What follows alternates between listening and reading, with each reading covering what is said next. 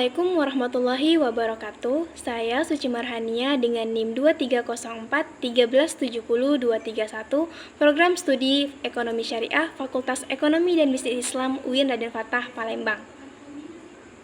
Dalam video ini, saya akan membahas tentang strategi mengurangi pengangguran melalui konsep ekonomi Islam.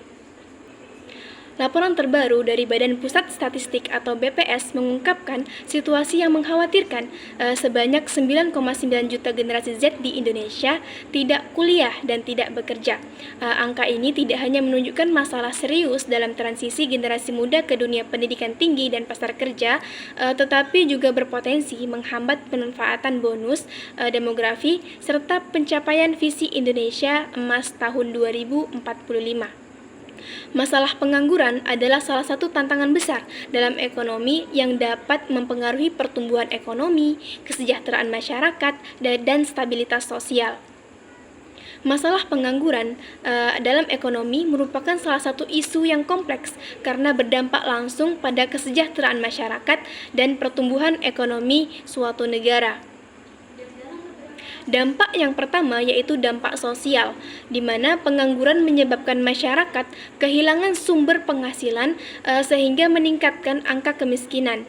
Nah, tidak hanya itu, pengangguran juga menyebabkan ketimpangan sosial, di mana pengangguran memperparah kesenjangan antara masyarakat yang tidak memiliki pekerjaan dengan yang memiliki pekerjaan. Dan yang kedua yaitu dampak ekonomi. Tingginya tingkat pengangguran mengurangi daya beli masyarakat yang berdampak pada penurunan permintaan barang dan jasa. Pengangguran mengakibatkan sumber daya manusia yang tersedia tidak dimanfaatkan secara optimal sehingga menghambat pertumbuhan ekonomi.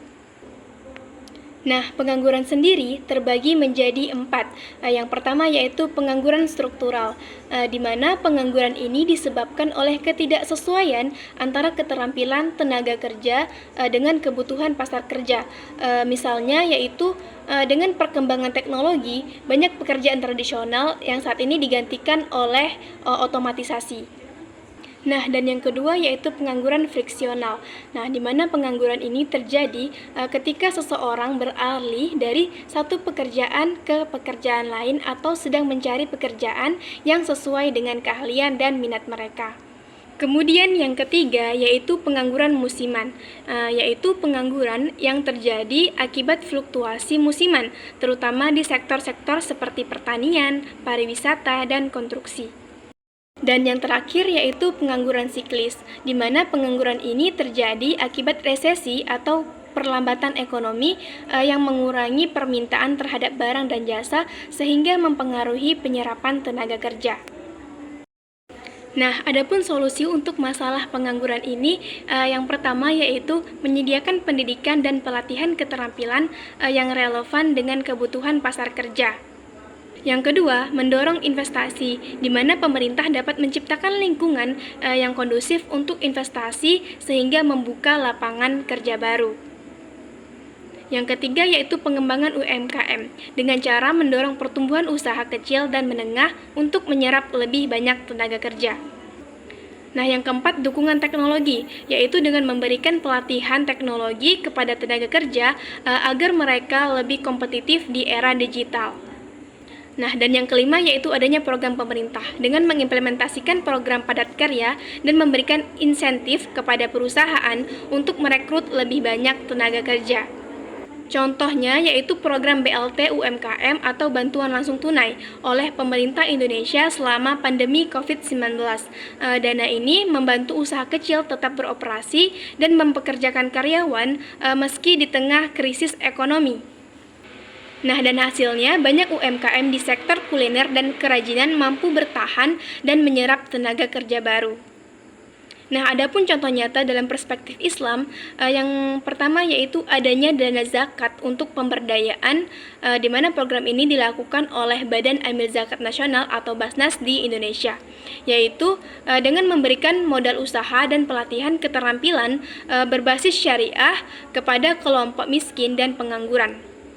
Contohnya yaitu pelatihan membuat produk halal seperti makanan ringan dan minuman herbal di desa-desa. Nah, adapun hasilnya, tingkat pengangguran dan kemiskinan berkurang secara signifikan. Penerapan solusi ini menunjukkan bahwa dengan kebijakan yang tepat, pengangguran dapat dikurangi secara efektif.